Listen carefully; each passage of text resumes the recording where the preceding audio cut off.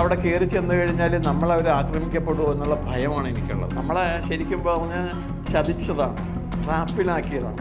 അവരുടെ മാനസികാവസ്ഥ എന്താണെന്ന് നമുക്ക് പറയാൻ പറ്റില്ല. പാർട്ടി സെക്രട്ടേറിയറ്റ് മെമ്പർ, ജില്ലാ സെക്രട്ടേറിയറ്റ് മെമ്പർ, ജില്ലാ കമ്മിറ്റി അംഗം, CITUവിൻ്റെ പ്രസിഡന്റ് ഇത്യാദി മേഖലകളിലൊക്കെ വരുമ്പോഴേക്കും അവരറിയാതെ തന്നെയുള്ള ഒരു അഹങ്കാരം വരും.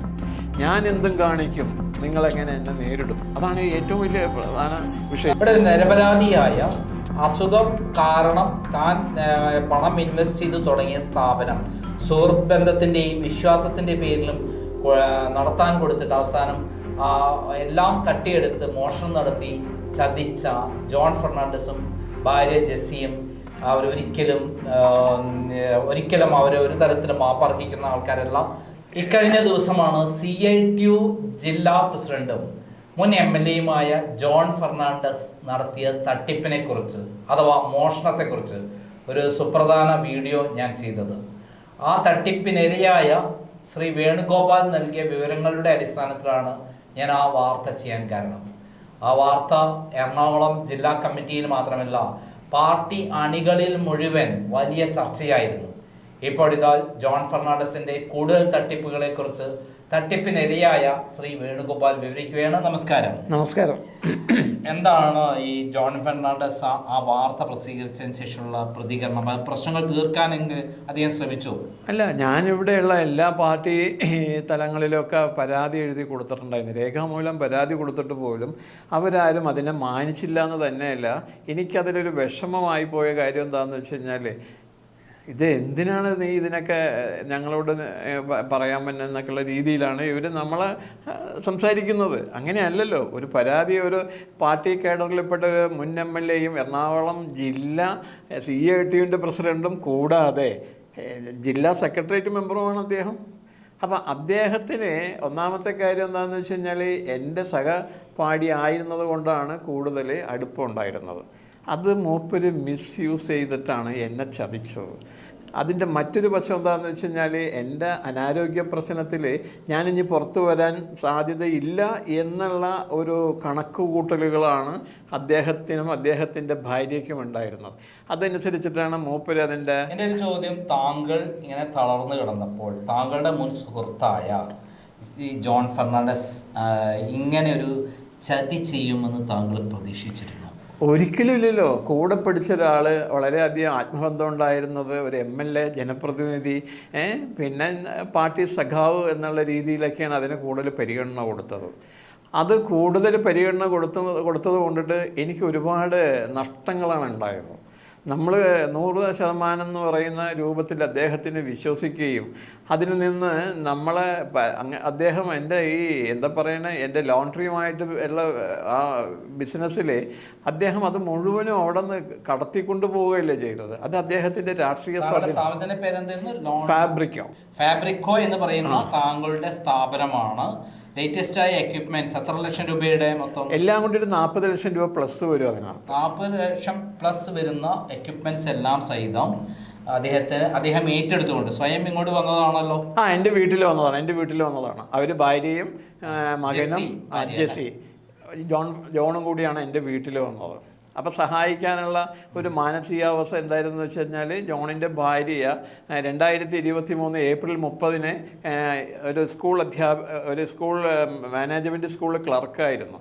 അതിൽ നിന്ന് വിരമിച്ച് കഴിഞ്ഞപ്പോഴേക്കും സമയമുണ്ട്, സഹായിക്കാം എന്നുള്ളതാണ്. വിശ്വസിച്ച് പോയത് കൊണ്ടുണ്ടായിരുന്ന മാനസികമായിട്ടുള്ള എന്താ പറയണേ, ഇത്രയും കൂട്ടായിട്ട് നിന്നിട്ട് എന്നെ ചതിച്ചില്ലേ. അപ്പോൾ ചതി മാത്രമല്ല, വിശ്വാസവഞ്ചനയുണ്ട് കൂട്ടത്തിൽ. അപ്പോൾ മോഷണവും വിശ്വാസവഞ്ചനയും കൂടിയിരിക്കണ സാധനങ്ങളെല്ലാം എടുത്തുകൊണ്ടുപോയി അവരിവിടുന്ന് എല്ലാം കൊണ്ടുപോയി. അവർ വേറെ സ്ഥാപനം തുടങ്ങി. വേറെ സ്ഥാപനമില്ല, ഇദ്ദേഹം ഈ സാധനം ഇവിടുന്ന് കൊണ്ടുപോയിട്ട് ഇദ്ദേഹത്തിൻ്റെ ഭാര്യയുടെ ആങ്ങള ജോൺസൺ, പിന്നെ ഒരു ജസ്റ്റിൻ, അവരൊക്കെ കൂടിയിട്ട് അങ്കമാലിക്ക് അപ്പുറത്ത് മേയ്ക്കാട് എന്ന് പറഞ്ഞ സ്ഥലത്താണ് അത് കൊണ്ടുപോയിട്ടേക്കണത്. എൻ്റെ എല്ലാ ചിത്രങ്ങളും തെളിവുകളും ഒക്കെ ഉണ്ട് എൻ്റെ അടുത്ത്. നമ്മളിപ്പോൾ കാണിക്കുന്നത്. അതെ. അപ്പോൾ അദ്ദേഹം അവിടെ കൊണ്ടുപോയി അദ്ദേഹത്തിൻ്റെ കസ്റ്റഡിയിലായി. നമുക്കൊന്നും അങ്ങോട്ട് ചെല്ലാൻ പറ്റില്ലല്ലോ. പിന്നെന്താണെന്ന് വെച്ച് കഴിഞ്ഞാൽ, നമ്മളെന്തെങ്കിലും അവിടെ കയറി ചെന്ന് കഴിഞ്ഞാൽ നമ്മളവർ ആക്രമിക്കപ്പെടുമോ എന്നുള്ള ഭയമാണ് എനിക്കുള്ളത്. ഞാനവിടെ എൻ്റെ സുഹൃത്തുക്കളൊക്കെ ആയിട്ട് പോയി പലരും കണ്ടിട്ടുണ്ടത്. അവിടെ അന്ന ലോണ്ടറി എന്ന് പറഞ്ഞിട്ടാണ് അവരിപ്പോൾ അവിടെ തുടങ്ങിയിരിക്കുന്നത്. അത് ഈ ജോൺ ഫെർണാണ്ടസ് വലിയ വീടൊക്കെയാണല്ലോ വെച്ചിരിക്കുന്നത്. ആ വീട് നോക്കൂ. ജോൺ ഫെർണാണ്ടസിന് വീട് വയ്ക്കാൻ കഴിവുണ്ടോ ഇല്ലേ എന്നുള്ളതിനെ കുറിച്ചിട്ട് നമ്മൾ ഒരു സൂക്ഷ്മ പരിശോധന നടത്തി കഴിഞ്ഞാൽ അദ്ദേഹത്തിന് അതിന് മാത്രമുള്ള സാമ്പത്തിക ശേഷിയൊന്നുമില്ല. അതിനപ്പുറം അദ്ദേഹത്തിന് കിട്ടുന്നത് ഈ MLA പെൻഷനാണ്. പിന്നെ അദ്ദേഹത്തിൻ്റെ ഭാര്യയുടെ ശമ്പളം, ഈ ശമ്പളവും ഇതും കൂടി കൂട്ടിക്കഴിഞ്ഞാൽ എങ്ങനെ വന്നു കഴിഞ്ഞാലും ഒരു 10-70,000 രൂപയൊക്കെ അതിൻ്റെ അടുത്തൊക്കെ ഉണ്ടാവുള്ളൂ. അദ്ദേഹത്തിൻ്റെ മകൾ ഇപ്പോൾ MBBS പഠിക്കുകയാണല്ലോ. അത് പഠിക്കണേണ്. അത് മാനേജ്മെന്റ് കോട്ടയിലെങ്ങാണ്ടും അഡ്മിഷൻ മേടിച്ചേക്കണേണ്. അത് വയനാട്ടിൽ എവിടെയാണ് പഠിക്കുന്നത്. മാനേജ്മെന്റ് കോട്ടയ്ക്ക് ഇപ്പോൾ എങ്ങനെയാലും 10-70 ലക്ഷം രൂപ കൊടുക്കണ്ടേ? ചുരുങ്ങിയത് ഒരു 50 ലക്ഷമോ 40 ലക്ഷമോ ഒക്കെ കൊടുത്താലേ കിട്ടണം. പിന്നെ ഫീസ് എന്താണെന്ന് വെച്ചാൽ ഒരു വർഷത്തിൽ എങ്ങനെ വന്നാലും ഒരു നിയർലി ഒരു 10 ലക്ഷം രൂപ വരും. 8 പിന്നെ സ്പെഷ്യൽ 5 വർഷം 50 ലക്ഷം അത് ചെലവാക്കണം. 50 ലക്ഷം ചെലവാക്കണം. 1 കോടി റുപ്യ ചെലവാക്കുന്നു. 1 കോടിയിൽ സ്രോതസ് എന്താണ്? അത് അദ്ദേഹത്തിന് സ്രോതസ് ഒന്നുമില്ല. ആകെയുള്ളത് ഈ CITയുടെ പാർട്ടി അലവൻസ് ഉണ്ടാവും, പിന്നെ പെൻഷൻ ഉണ്ടാവും, ഇത്രയേ ഉള്ളൂ. ഈ പൈസ കൊണ്ട് ആ വീട് വെക്കാനും ബാക്കിയുള്ള പിന്നെ കാർ വാങ്ങിച്ചിട്ടുണ്ട്. അതിനൊക്കെ ലോണുണ്ട്. ഈ കിട്ടുന്ന പൈസ കൊണ്ട് ലോൺ അടച്ചാൽ തന്നെയും കുടുംബത്തിലുള്ള നിത്യ ചെലവുകൾ നടത്തിക്കൊണ്ട് പോകാൻ കഴിയും. ചോദിക്കാൻ കാരണം താങ്കളുടെ സാധനം കൊണ്ടുപോയി അവർ നടത്തുന്ന ലോണ്ടറി സ്ഥാപനത്തിൽ നിന്ന് അപ്പൊ ലക്ഷക്കണക്കിന് രൂപ വരുമാനം കിട്ടുന്നുണ്ട് എന്നർത്ഥം. താങ്കൾ 5 പൈസ തന്നില്ല. എനിക്ക് 5 പൈസ തന്നില്ല എന്നല്ല, അത് മോഷണം പോയതാണല്ലോ. നമ്മളെ ശരിക്കും പറഞ്ഞ് ചതിച്ചതാണ്, ട്രാപ്പിലാക്കിയതാണ്. അപ്പോൾ അത് കൊണ്ട് വർക്ക് ചെയ്ത് ലക്ഷക്കണക്കിന് ഉണ്ടാക്കിയോ ഇല്ലയോ എന്നുള്ളത് നമുക്കറിയാൻ പറ്റില്ല. കാരണം എന്താണെന്ന് വെച്ച് കഴിഞ്ഞാൽ അതിൻ്റെ ഉള്ളിൽ അവർ ഇപ്പോൾ ഇത് കൊണ്ട് ഇട്ടേക്കണ സ്ഥലത്ത് ആ ബിൽഡിങ്ങിൻ്റെ ഓണർ ആയിട്ടുള്ള റെൻ്റൽ എഗ്രിമെൻറ്റ് ജോൺ ഫെർണാണ്ടസിൻ്റെ ഭാര്യ ജെസിയുടെ പേരിലാണ് എഴുതിയേക്കുന്നത്. അതിനെക്കുറിച്ചൊരു പരിശോധന നടത്തിയപ്പോഴേക്കും അതിന് പൂർണ്ണമായിട്ടുള്ള ഇത് കിട്ടിയിട്ടുണ്ട് എനിക്ക്. അതായത് ആ ഉടമസ്ഥനും ഈ ജോൺ ഫെർണാണ്ടസിൻ്റെ ഭാര്യയും കൂടിയാണ് അതിന് എഗ്രിമെൻ്റ് ഉണ്ടാക്കിയത്, റെൻ്റൽ എഗ്രിമെൻ്റ് ഉണ്ടാക്കിയിരിക്കുന്നത്. പിന്നെ അവിടെ നിന്ന പല പണിക്കാരും ഇവരോട് വഴക്കിട്ട് പോയിട്ടുണ്ടെന്നുള്ളതാണ് അറിയാൻ കഴിഞ്ഞത്. പണം കൊടുക്കില്ല, ശമ്പളം കൊടുക്കില്ല. അപ്പം അങ്ങനെയൊക്കെ ഒക്കെ പ്രവർത്തിക്കുന്നത് തൊഴിലാളികളെ പ്രശ്നങ്ങൾ പരിഹരിക്കാനും അവരുടെ ക്ഷേമത്തിനുമല്ലേ. അത് എന്താ കാരണം എന്ന് വെച്ച് കഴിഞ്ഞാൽ ഇപ്പം നമ്മൾ പറയൂലേ, അവരുടെ മാനസികാവസ്ഥ എന്താണെന്ന് നമുക്ക് പറയാൻ പറ്റില്ല. അപ്പോൾ എല്ലാവരും ജീവിക്കാൻ വേണ്ടിയിട്ടാണ് ചിലപ്പോൾ ഓരോ സംഘടനകളിൽ പ്രവർത്തിക്കുന്നത് എന്ന് പറയാൻ ഞാൻ ആളല്ല. പക്ഷേ ഈ പ്രവർത്തിക്കുന്ന ആൾക്കാർക്ക് പാർട്ടി അലവൻസ് കൊടുക്കുമായിരുന്നു. അത് ശരിക്കും പറഞ്ഞാൽ 1 ലക്ഷം രൂപയും 2 ലക്ഷം രൂപയൊന്നും പാർട്ടിക്ക് അലവൻസ് കൊടുക്കാൻ പറ്റുമെന്നുള്ളത് സാധ്യമല്ല. അത് പാർട്ടിക്ക് സാധ്യമല്ല. അപ്പോൾ അതുകൊണ്ടിട്ട് ഇവർ മറ്റ് പല മാർഗങ്ങളും സ്വീകരിക്കാനായിട്ട് തയ്യാറാകും.